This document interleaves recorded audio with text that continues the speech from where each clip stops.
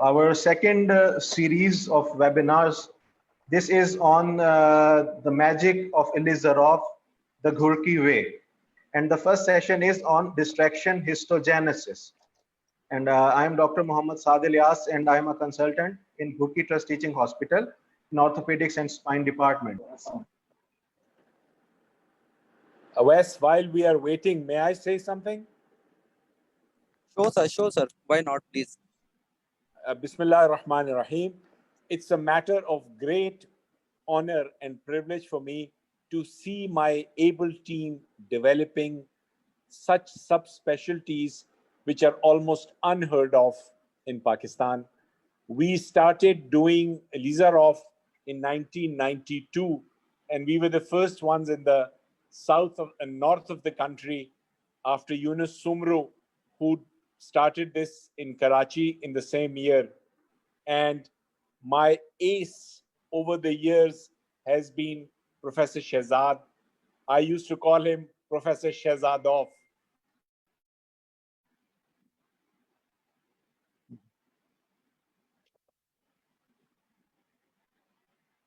It's in the COVID days from the 19th of March till the end of August, we have done about 250 ILIZAROV procedures in Ghurki.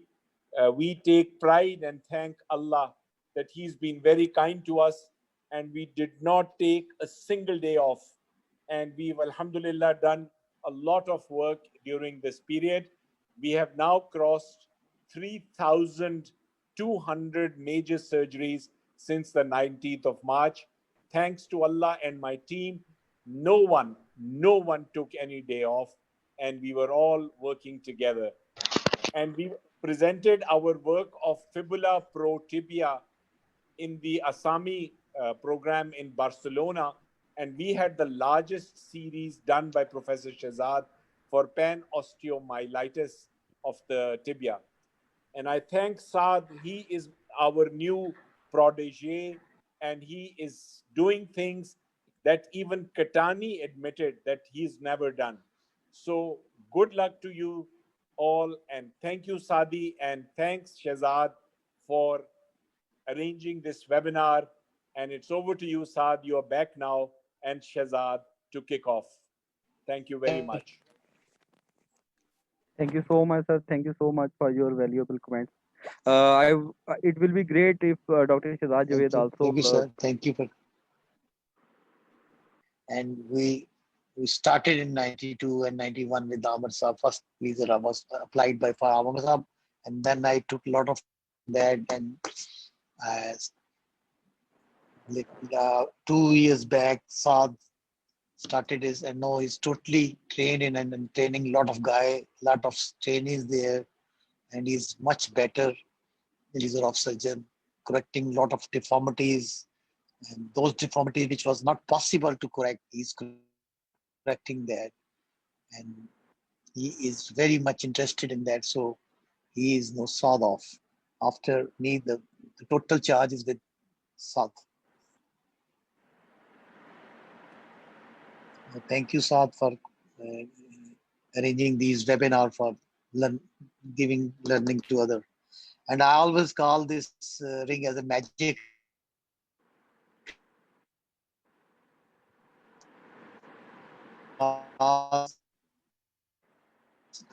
It is like magic. Those was not correctable, that can be correctable with this magic ring. I was doing ILIZAROV. Yes, no, sir. everybody is doing ILIZAROV. Yes, Saad bhai aa jaye. Yes, Dr. Saad is back. Come on, Saadi, welcome back and kick off now.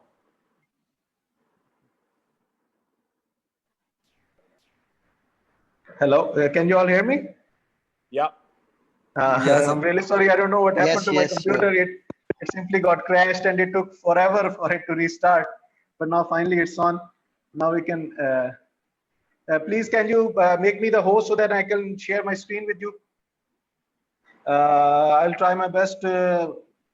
to complete. Your को हो sir, your को sir, आपने दो system से login किया था तो हमने आपको हाँ मैंने भी कर लिया, हाँ बस, thank you so much. As I was saying, I'll be quick now, that this is the second webinar series, and it is on the magic of ILIZAROV, the Ghurki way. And the first session is on distraction histogenesis. It is the basic concept, it is the basic mechanism which is used in the treatment with ILIZAROV fixator. And Sir Amer and Sir Shehzad, I'm honored that they are here with us, the pioneers of ILIZAROV surgery in Pakistan. Sir, I think while I was away, sir definitely told you about. He went to St. Petersburg in 1992 and introduced the ILIZAROV technique in Pakistan. And Dr. Shehzad, Sir Shehzad joined him. And it is because of efforts of these two sirs that many of the surgeons in Pakistan, orthopedic surgeons, are now doing ILIZAROV surgery in Pakistan. And Alhamdulillah, in our department, we are doing all sorts of ILIZAROV surgeries. And last year we did around 600 cases of ILIZAROV in 1 year. That accounts to 2 cases of ILIZAROV surgery a day. I'll just start with the topic.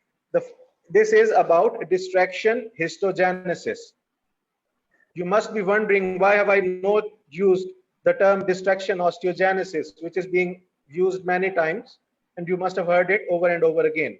It is because whenever you fill a gap, a bone gap, or you treat a deformity, you not only regenerate a new bone, soft tissues are also regenerated. So the correct terminology is distraction histogenesis. I'm going to start this topic. You'll have to bear with me. Obviously, it is a topic about the basic principles, so it is a bit boring. I'll try to make it as much interesting as I can. I'll start with showing you a few cases. This person comes to you with a gaping wound on the shin. He has got exposed bone about 15 centimeters, which has been fixed with screws and wires, and now there is a gaping wound and all the dead bone is exposed. How will you manage this case? Another patient comes to you with a road traffic accident. He has got a Gustello type 3B open fracture with degloving injury and comminuted fracture of the tibia and fibula. Another case comes to you, an 18-year-old boy who has been treated at different setups for about 2 months. He has got, after multiple debridements, he has got about 26 centimeters of bone loss in femur, and he has got a gaping wound on the heel of his right foot, which is about 5 centimeters in length. How will you manage such a case? I'm going to show you a different case now. A young man in his mid-20s comes to you with feet like these, and he wants his feet to be corrected. How will you approach a case like this? And another young boy comes to you with, he had a road traffic accident and Pelvan dressings were done. I'm sure most of you see these cases, and ends up with Volkmann's ischemic contracture, with a circumferential scarring in his forearm, on his wrist, around his hand. And another girl, 9 years old, comes to you 2 years after a trauma around her knee, Pelvan treated, and then ends up with a severe degree of flexion contracture. I think it is safe to say that anything short of something magical is not going to treat these cases. You need something out of the ordinary in order to treat such cases. And if ILIZAROV is magic, then distraction histogenesis, it is the spell, it is the potion which is creating all this magic. So we have to know about the basics of distraction histogenesis. In 18, this concept is not new. It was not originally described by Dr. ILIZAROV. In 1869, German surgeons proposed that by stretching a bone, limb lengths can be equalized. And in 1905, Italian surgeons first published a case report in which they did a femoral osteotomy and then applied a plaster cast and then applied skeletal traction to that limb. And that distracted segment bone was formed in that distracted segment. But this technique could not be replicated because it had many problems and failure rate was very high. Then Dr. ILIZAROV in mid 90s, he revolutionized the field of orthopedics with his concept, with his frame, circular frame. And he was able to produce replicatable results with his procedure, and in which he applied his circular fixator, did osteotomy, and then gave controlled distraction to the bone. But the problem with Russians is they only produce their literature in Russian language. And for decades, his findings, his technique was not known to the rest of the world. And later on, Dr. James Arnson in USA, he conducted similar studies, animal studies, for a period of 10 years. And he then published the same results. And because it was in English, the rest of the world was able to know what the actual technique of distraction osteogenesis and bone regeneration was. In his research for a period of 10 years, he was able to answer the three questions: that what growth process occurs within the biological interface that leads to bone regeneration, what are the clinically available variables which are important to bone formation, and do mechanical factors play a role in bone formation. And afterwards, he published a lot of material over a period of 10 years. And afterwards, we were able to know the exact mechanism of bone regeneration using distraction osteogenesis. And it was then later on converted to human trials, and later on it was revolutionized across the world. The basic method which he described is the method which works on the principle of tension stress. Mechanical stimulation which is produced because of sustained tension induces biological response and consequently bone regeneration. And whenever we use this term of bone transportation, whenever there is bone transportation, two mechanisms come into play. One is distraction osteogenesis, and the other is transformation osteogenesis. These are, now I'm going to tell you a few basic definitions which it is must for you to know about these. The first is distraction osteogenesis. This is a very good comprehensive definition which explains it in very clear words, that mechanically induced intramembranous ossification. Please keep this word in mind. It's an intramembranous ossification which is occurring between two living bone surfaces which have been acutely separated by low energy techniques and being gradually separated.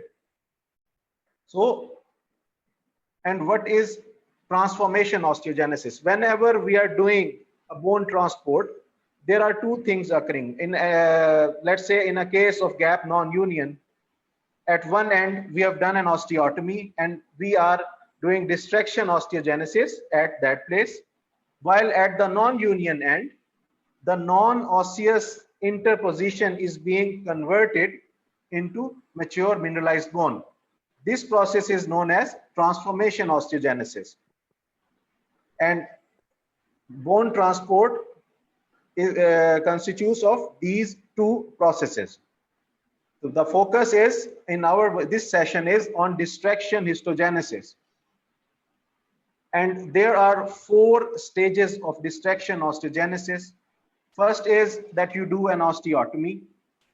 And second is there is a latency period.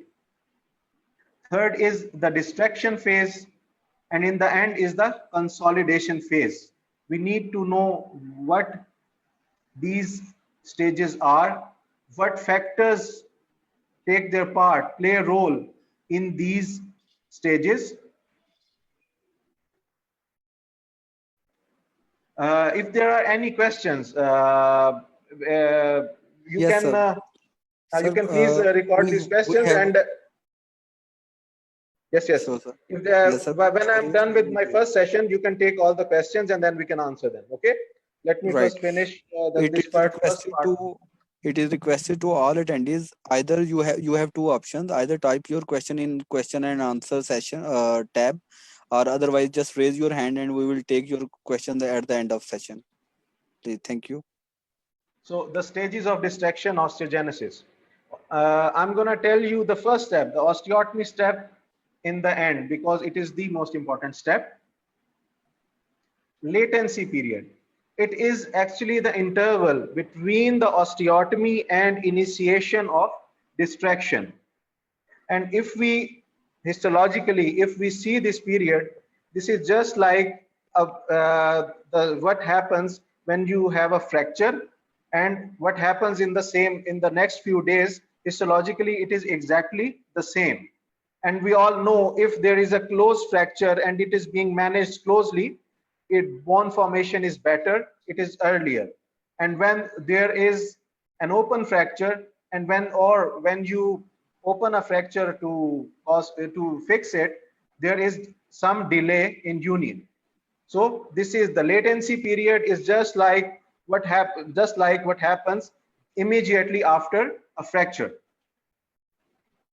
And distraction phase is when the latency period is over, you start to create a gap in your osteotomy site. This is the distraction phase, and in the end is the consolidation phase. When the distraction phase is complete, the duration of consolidation, the calcification and remodeling of the bone is known as consolidation phase. Dr. James Arnson, in his studies, he told us 4 factors. There are 4 factors which are most important in the outcome of distraction osteogenesis, in bone regeneration with distraction osteogenesis. The first factor is the stability of fixation. It is very important. If you have got an unstable assembly, you cannot expect good results. In his studies, he was able to find that when you produce a maximum stability, there is direct intramembranous bone formation. As you all know, when you fix a fracture with a dynamic compression plate and there is no movement, there is an intramembranous bone formation. And when there is no stability, there is fibrous tissue formation in the distracted area, and which will eventually lead to non-union. And when you have given a reasonable amount of fixation, your fixation is not very stable, but not grossly unstable, there will be cartilaginous tissue, synovial tissue, and this cartilaginous tissue can later on get converted into bone formation, or it can later end in pseudoarthrosis. So stability is very important in distraction osteogenesis, bone regeneration using distraction osteogenesis. The next factor which he told was the displacement of the osteotomy. Whenever you do a corticotomy, it's very important you compress it, because if there is a gap, the bridging of vasculature and all the tissue is not going to happen, and you'll again end up in non-uni. The third and fourth factors which he told were regarding the distraction phase. First was the rate of distraction, and the second was the rhythm of distraction. Dr. Anson conducted very comprehensive studies on these two factors. What is rate of transport? Number of millimeters which we are going to distract in one day is the rate of transport, is the rate of distraction. The other word which is used is rhythm of transport or the rhythm of distraction. The number of distractions which we are going to do in one day to achieve that rate of distraction is the rhythm of distraction. If we want to achieve 1 millimeter of distraction, if we can do it once a day, or we can do it twice a day, half millimeter, twice a day, 12 hourly, or 0.25 millimeters 4 times a day, this is a rhythm of distraction. So these two factors were very important in terms of outcome of bone regeneration. And these were the experiments. These were the different models which he created. In first case, he created all the entire gap in one time, and all of the cases ended up in non-union.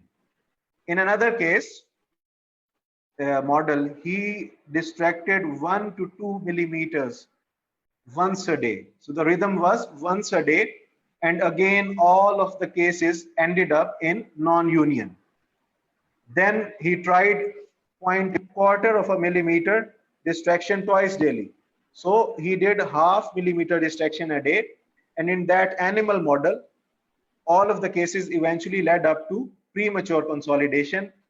The best results which he was able to get was with 0.25 millimeter distraction 4 times a day. The best results were with that. He also tried an auto distractor in which there was a machine which continuously kept on moving and resulted in and gave 1 millimeter distraction in one day. Again, there were variable results. The fibrous interzone was very minimal. Some of the cases ended up with premature consolidation. So the 4 factors which were most important, which we have to consider while doing this process, number 1 is stability. Number 2 is displacement of the osteotomy. Number 3 and 4 are with the distraction phase. Number 3rd is rate of distraction. How much distraction are we going to do in one day? And number 4 is rhythm of distraction. How many divisions are we going to do? How many times are we going to distract in one day? So now I'm going to come to the first factor, the first stage of, and I would say one of the most important stages of distraction osteogenesis. It is the osteotomy, or the ILIZAROV, which ILIZAROV described as corticotomy. What is the difference? Let me tell you. In corticotomy, ILIZAROV described the method in which he used very small corticotomes, osteotomes, and he just divided the cortices, and he was very careful not to go into the medullary canal. But later on, no one was able to achieve this, and it was found that it is not really necessary to do the corticotomy. So the term later on was used is osteotomy. So we simply cause a fracture at a site, and from where we cause distraction. Initially, the Russians, they started to do a closed osteotomy. What they did was, they did not open up the skin. They simply passed a wire, a K-wire at a site, and then through external manipulation, external forces, they caused a fracture. But that osteotomy was very comminuted and it was unstable, so it was not used anywhere else. Later on, the Italians, they started doing an open corticotomy, open osteotomy, in which they made a 3-4 centimeters incision. They simply reflected the periosteum and then made multiple drill holes and then did the osteotomy. And another way of doing an osteotomy, which is very good and which has been popularized and being used most of the time right now, is the 2/3 osteotomy. It is a percutaneous osteotomy in which you just, with the help of an osteotome, you fracture the anteromedial and anterolateral cortex of the tibia, and the posterior cortex you break with external manipulation. You either externally rotate or you apply force inflection and cause that fracture. What is the difference between these three corticotomies in terms of outcome? Later studies told us that the end result is eventually the same. No matter which technique you use, the end results in those studies were the same. Histologically, they were at a fracture site. They created fractures using all these three techniques. And later on, they came to know was that at what histological changes they were able to see at the 77th day with partial osteotomy were achieved at 109th day with a complete open osteotomy. Now, what does it mean? It means the more traumatic osteotomy that you do, the more high energy osteotomy that you do, the more time it will take for regenerate to form. If you do a corticotomy with an open technique by doing multiple drill holes, high energy osteotomy, and then you distract it on 3rd day, 4th day, then because the time it's going to take is more as compared to closed methods, it will eventually end up in non-union. So if you're doing an open osteotomy, you have to give more time in your latency phase so that the damage is being undone, the vascularity which you damaged is restored, and then you can carry on with your distraction phase. So the more high energy the osteotomy, the more traumatic the osteotomy, the more latency period it will need to get your similar results in distraction osteogenesis. Now I'm going to briefly tell you what is happening microscopically, what is happening to the bone and the distracted area. In the first week, when you have done the osteotomy and you have just started to distract the bone, there is a fibrous interzone. The zone, which is the gap which has been created, is just being filled by fibrous tissue. There is no vascularity in this zone. There are no osteoblasts initially in this zone. But in the second week, vascularity starts to appear. They are the edges of the bone. This zone is the primary mineralization front. In the peripheral zone, vascularity starts to appear and mineralization also starts to appear. And in the third phase, as the time period increases, vascularity increases. It starts to come and fill up the middle zone as well. The mineralization zone also extend downwards from both sides, but still there is a fibrous interzone in the middle, and it is being gradually filled with vascular sinuses with microcolumns, and cellularity is increasing. And at the end of your distraction, you have a solid sheet of bone. There is a uniform bony tissue. It is not canalized, but the vascularity has crossed from both sides. And eventually, over a period of few months, remodeling occurs and cavitation occurs, and the bone, the newly formed bone, forms the shape of a cortical bone with a medullary canal. Now, we're going to spend some time here. Many a times, let me show you an X-ray. Please look at this X-ray. As you can see here, in this case, these are the bony edges. This is the distracted area. Near the ends, you can see this is the primary mineralization front. This is again the primary mineralization front. But in the middle, you are not able to see anything. There is no mineralization. This is the fibrous interzone. Now, what has happened over here? Please take a look at this picture.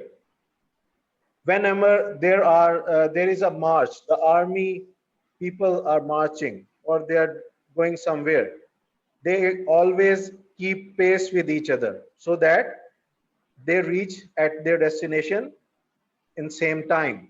But what will happen if the speed of all the army men is not the same? Some of them will be ahead and others will remain behind.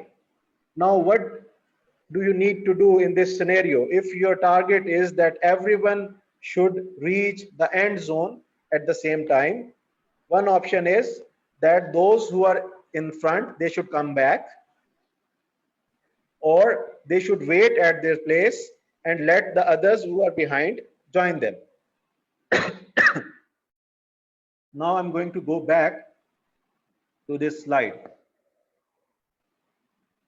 If this process of vascularization, the expansion of this mineralization front is going to take place, and what factors are going to play a role in the progression of these zones, which I told you earlier. Number one was stability. Number two was the gap at the osteotomy site. Okay. Number 3 and 4 were regarding distraction, rhythm and rate of distraction.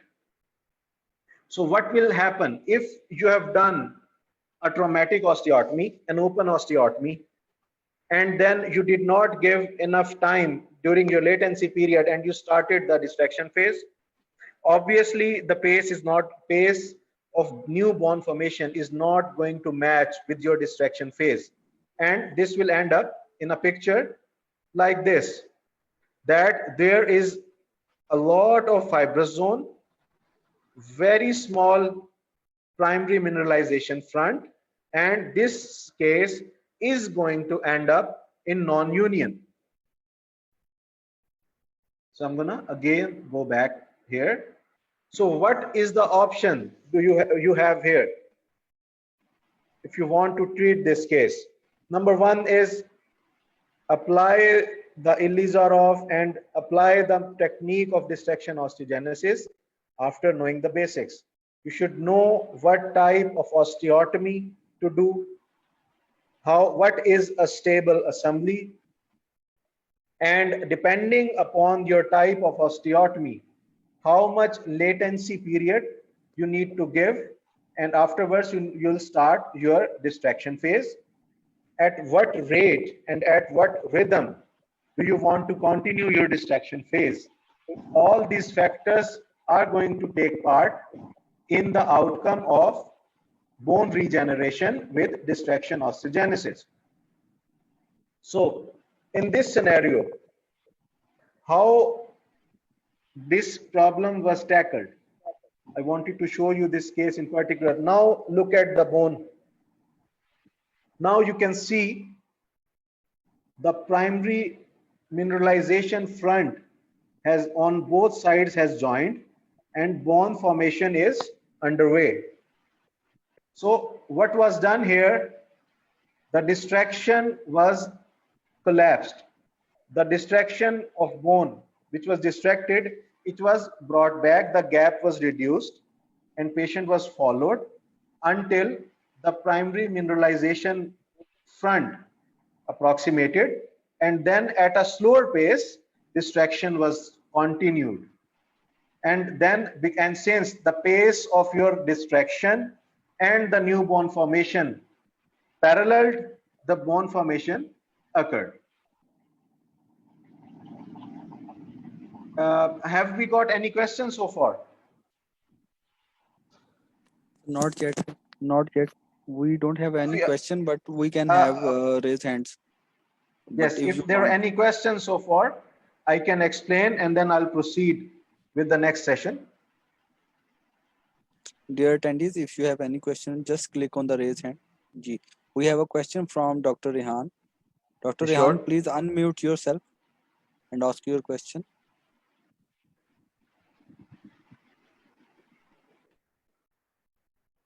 Dr. Rehan, please unmute first.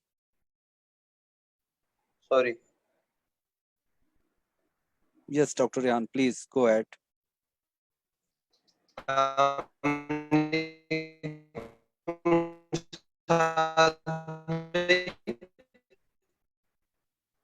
Can you hear me? Dr. Rehan, your internet तो is फिर not आप क्या stable. Recommend करते हैं ऑस्टियोटोम use करें open osteotomy में या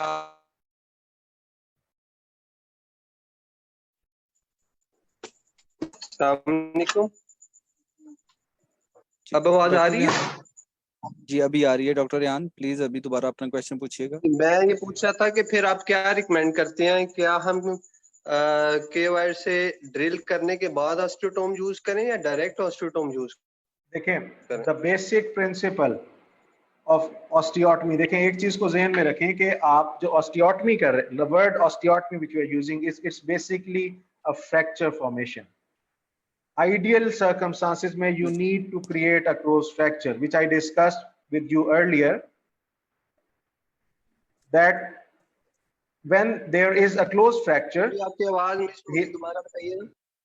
whenever there is a closed fracture healing is earlier as compared to when there is an open fracture but in any case the end result is the bone unites so whenever you do an osteotomy you have to keep it in consideration the more damaging the osteotomy is the more high energy the osteotomy is the more time in latency period it is going to take okay the best way is again the closed osteotomy why was it abandoned because just putting in a wire and then around that weak spot creating a fracture it was the fracture was always not in control usually there was very combination and which led to an unstable assembly so that's why it was abandoned then the Italians started doing open osteotomies and but again when they did an open osteotomy they gave a latency period of around 15 days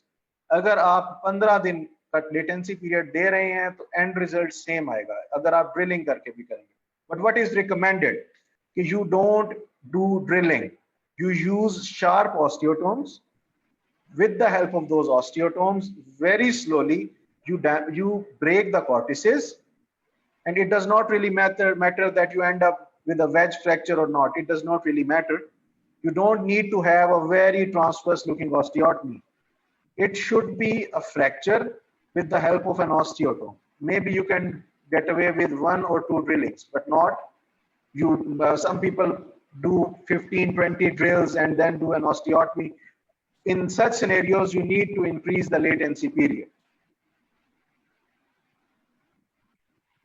right sir sir we have Dr. Zahid H Malik Dr. Zahid H Malik please unmute yourself and ask your question please Dr. Zahid H Malik please unmute yourself first Yes, sir. Please go ahead. Hello, can you hear me? Yes, sir. Loud and Yes. clear. Oh, very nice presentation, Dr. Saad. I would like to appreciate. Can you please explain more about latency period? It depends on the type of osteotomy. It is low energy or high energy, or is dependent on the case. Is it infected non-union in case of infected non-union? I got your point. Okay, this is what I've been saying from the start. The latency period depends upon what type of osteotomy you have done and what is the condition of the bone. If you have done an osteotomy which is very traumatic, very high energy, then it's going to take some time for structures, for vascularity to return to its normal. So you need to increase the latency period. I showed you this slide. This was the end result of 10 years of research.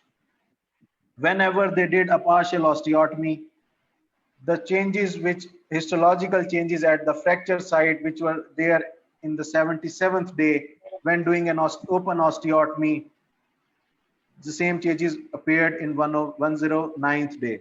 The end result was the same, but it took more time. So you need to keep this in consideration. If you're doing an osteotomy with an open technique, you have stripped the periosteum, you have drill hole the bone, you can't simply start transport on your 5th day or 7th day. You need to give it at least 2 weeks and then start your transport. And these, let me, sir, would you like to add something, sir? Shehzad sir? Yes, just I want to say that if you are doing the corticotomy in osteotomy in cortical bone, then your latency period is more.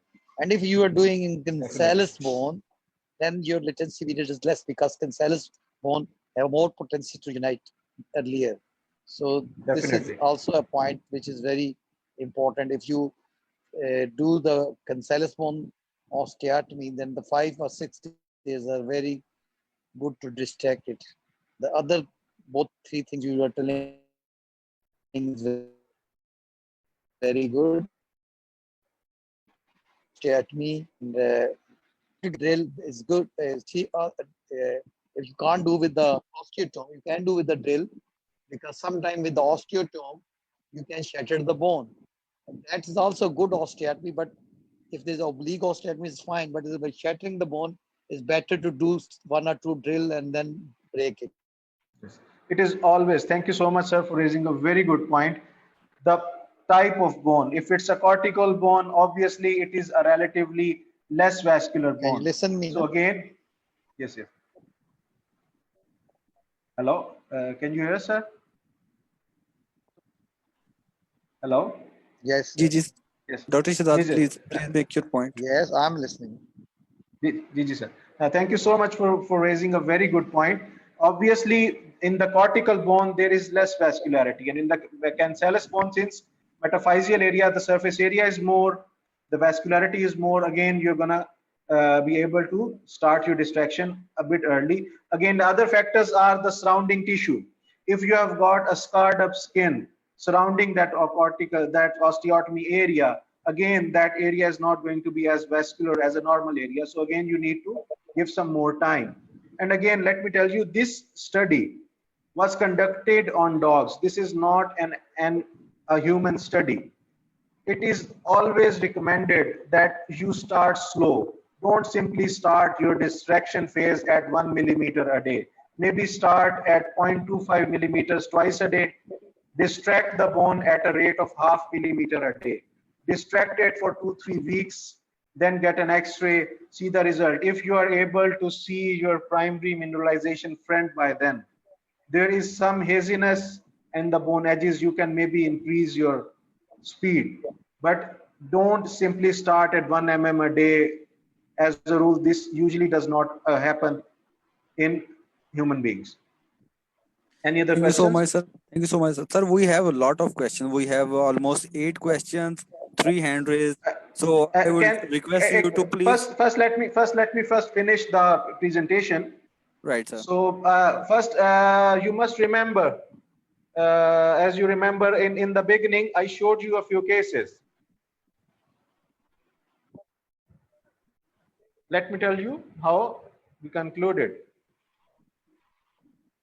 Case resolution. This case with an open non-union with dead bone, you can simply do distraction histogenesis. You'll not only create the bone, but you'll regenerate the soft tissues as well. So the terminology distraction histogenesis. In this case, we have created a whole new segment, new bone, new muscles, new neurovascular structures, and new skin. So the term is distraction histogenesis. Again, in this case, similar was done. That's why it's called magic. Yes, definitely, sir. And in this case, this patient ended up with 26 centimeters of non-union, of gap in the femur, and a gaping wound in the heel.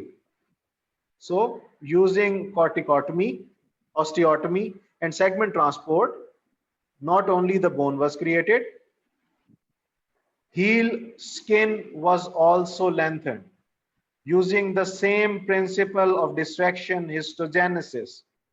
Heel skin was also stretched and the wound was closed. So distraction histogenesis can not only fill the gap of bone, it can also make new, you can also fill skin gaps, soft tissue bridges. You can also fill your soft tissue bridges with the help of this distraction histogenesis. You can also correct your deformities by distraction histogenesis. With the help of an ILIZAROV fixator, you can stretch the soft tissues and you can correct your deformities with the help of distraction histogenesis.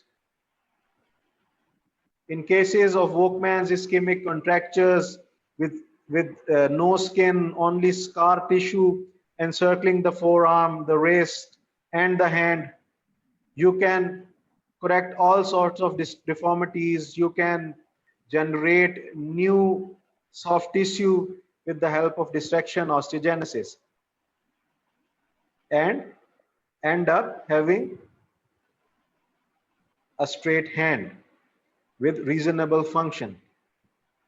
And in similar cases of severe knee contractures with severe soft tissue contractures and scarring of skin, you can, with the help of an ILIZAROV fixator, you can stretch out the soft tissues of the knee.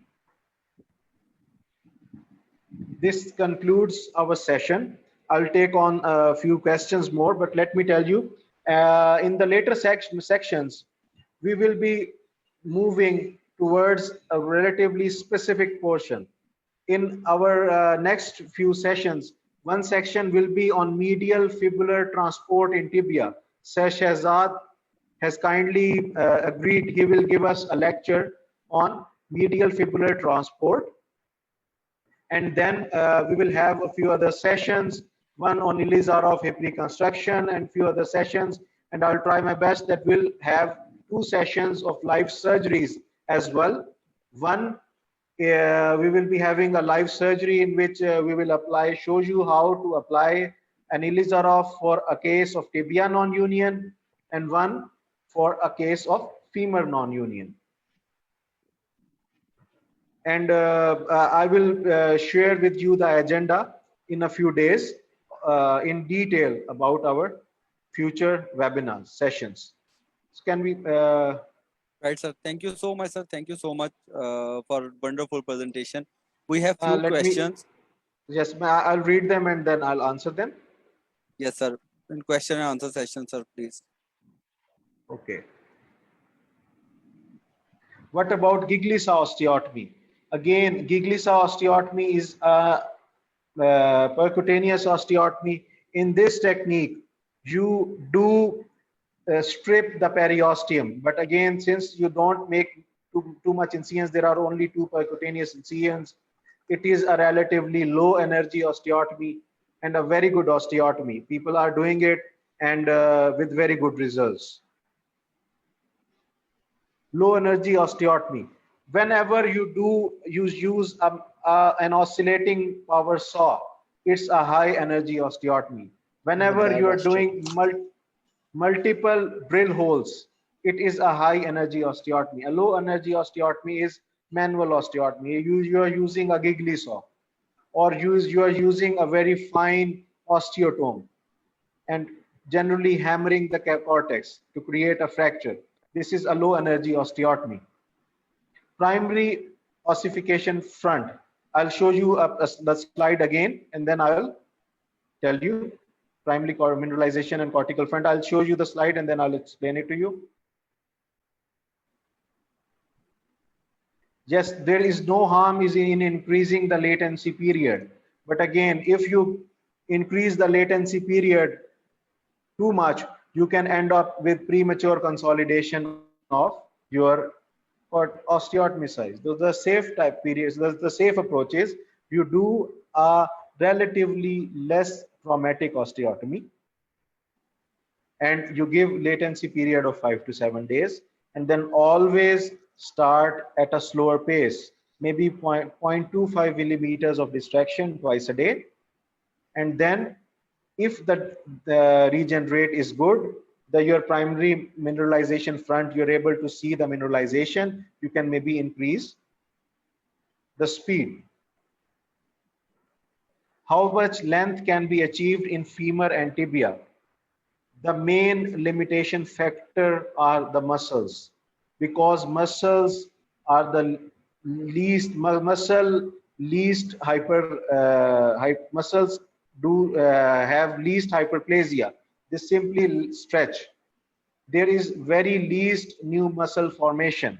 So whenever you do an osteotomy and you do lengthening, if you do over lengthening, the stress is on the adjacent knee. If you do an osteotomy in the distal femur and you do lengthening, then if you do over lengthening, you will stretch your quadriceps, you stretch your hamstrings, and you'll end up with a stiff knee. So the muscles are always a limiting factor. As I showed you in a case in which there was no knee and there was 26 centimeters of bone gap, we filled that 26 centimeters by doing a bifocal corticotomy and segment transport. So there is no limit to doing a segment transport, but again, the main limiting factor is the muscle, because that muscle is not going to increase. The muscle complexes, the muscle units are not going to increase in number. They're simply going to stretch, and whenever they stretch, they'll cause contracture and stiffness on the joint. Okay.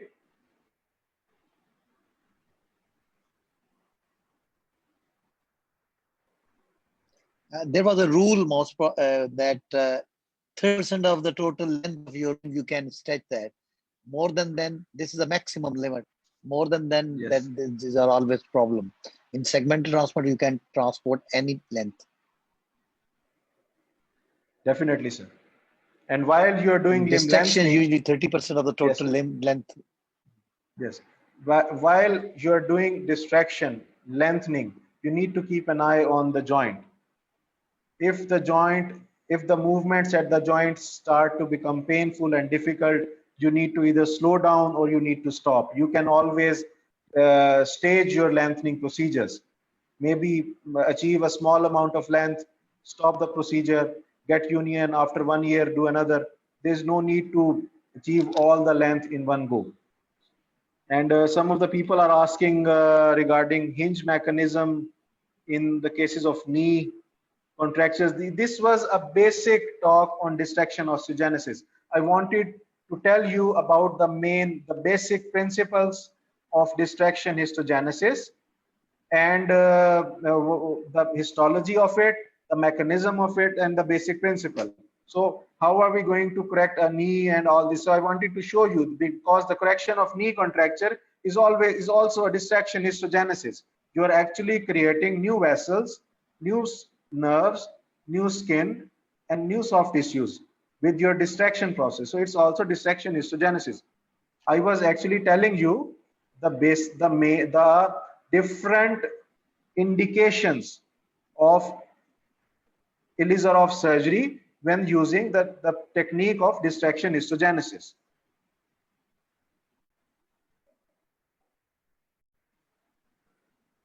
So I think we're done with the questions. Sir, can you please share a few words with us? Which can you add a few comments regarding this lecture? First of all, the very excellent presentation and a lot of things clear to everybody. And the main crux of this lecture is that low energy osteotomy, and then the latency period according to your osteotomy.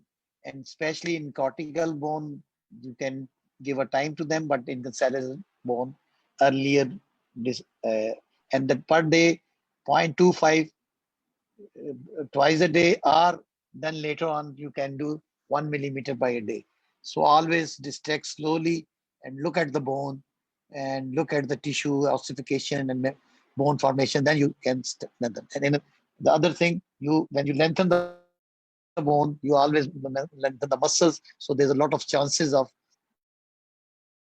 restriction of the movements of the joints. So you always lengthen that amount of the bone, distract only that amount of bone where you can't stiff the knee or ankle or anything. So excellent presentation, and I hope everybody understand that. Thank you, Saad. Thank you so much, sir. Thank you for giving us your precious time. So this concludes our first session. So in a few days, I will share the whole schedule of this ILIZAROV webinar series.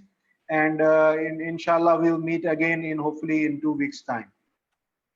Thank you Thank you so so much, much. sir. Thank you all for attending the session.